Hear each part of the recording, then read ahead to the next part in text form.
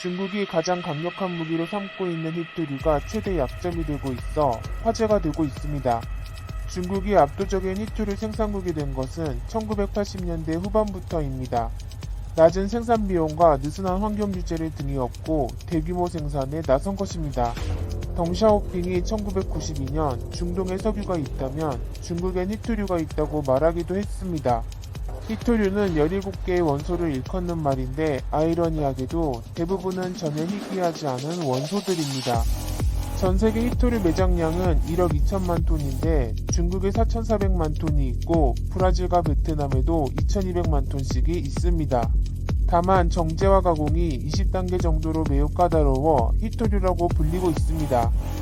그런데 문제는 히토류 생산에 엄청난 환경오염이 수반된다는 것입니다. 히토류 1톤을 추출하는데 6,300만 리터의 독성가스와 20만 리터의 산성폐수, 1.4톤의 방사성 물질 함유 폐수가 발생합니다. 내몽골에 위치한 중국 최대 히토류 광산 주변도 이미 방사성 물질로 뒤덮인 상태입니다. 가축이 폐사하거나 농작물이 자라지 않고 주민들은 각종 질환에 시달리고 있습니다. 이처럼 오염이 심각하다 보니 선진국들은 정령공장 건설 자체를 꺼리고 있습니다. 중국이 차지하던 히토류 생산량은 2009년 97%에서 최근 70%까지 낮아졌습니다.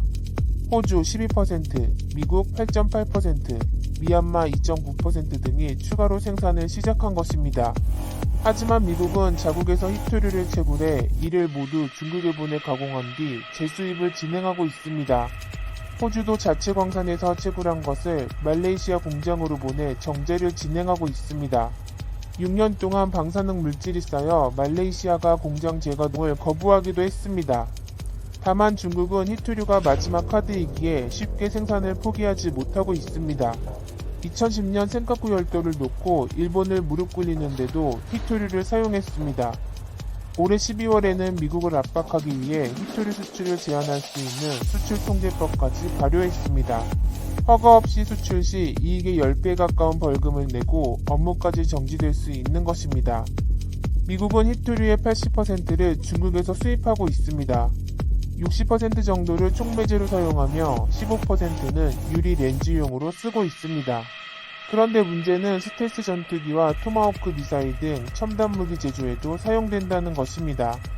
F-35 전투기 한 대를 생산하는 데에도 히토류 417kg이 필요합니다. 미국은 중국 의존도를 줄이기 위해 아프리카 말라위 등과도 접촉하고 있습니다. 히토류는 한국에도 꼭 필요한 자원이지만 미국이나 일본보다는 의존도가 미미합니다. 히토류 44%는 중국에서 소비되고 일본 27%, 미국 14%, 유럽 9%, 한국은 3% 이내로 사용되고 있습니다. 2018년 한국에서 소비된 히토류는 3,200톤으로 금액으로도 810억 원에 불과합니다.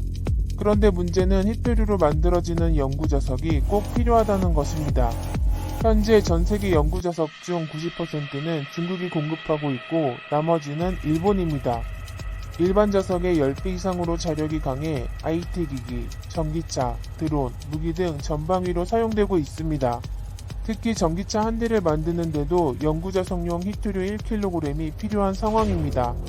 연구자석을 만들기 위해서는 17개 히토류 원소 중 프라세오디뮴, 네오디뮴, 디스프로슘이 필수입니다. 디스프로슘은 100도 이상 고열에 견디는 연구자석을 만드는 데 필요한데 97% 이상은 중국에서만 생산되고 있습니다. 이유는 2050년까지 전기차용 히토류 수요가 10배 늘어날 것이라는 보고서를 내놓기도 했습니다. 삼성전자도 반도체용 레이저 장비나 IT기기용 모터 등에 활용하고 있습니다. 때문에 히토류는 ND 연구자석이다 라는 표현이 괜히 나온 것이 아닌 셈입니다. 그런데 한국이 놀라운 것은 히토류를 적게 쓰는 나노자석을 개발했다는 것입니다. 히토류 함량을 줄이면서도 성능은 1.46배 끌어올린 것으로 나타났습니다.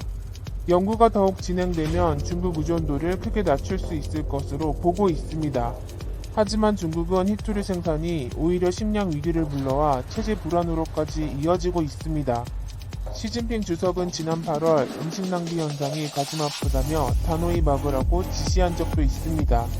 이에 중국 당국은 12월 22일 식품낭비 금지법 초안까지 공개했습니다. 먹방 등을 진행하다 걸리면 최대 1,700만 원의 벌금까지 물어야 하는 상황입니다. 중국은 전체 토지의 16%와 경작지의 20% 정도가 중금속 등에 오염되어 있습니다. 중국 제1의 곡창지대 후난성도 최소 40%의 농지가 오염물질로 뒤덮여 있습니다. 2016년 이래 중금속 업체 1,300곳 이상을 폐쇄했지만 히토류 생산만은 어쩌지 못하는 상황입니다. 중국이 오염된 토양을 복원하려면 최소 수백조 원이 든다는 보고서까지 나오고 있습니다. 하천 수십 8%가 농업 용수로도 사용할 수 없는 수준이고 400곳 이상에서 암마을이 생성되고 있습니다. 환경오염의 역습으로 매일 1만 2천 명이 암 진단을 받고 하루 암 사망자가 무려 7,500명에 이르는 상황입니다.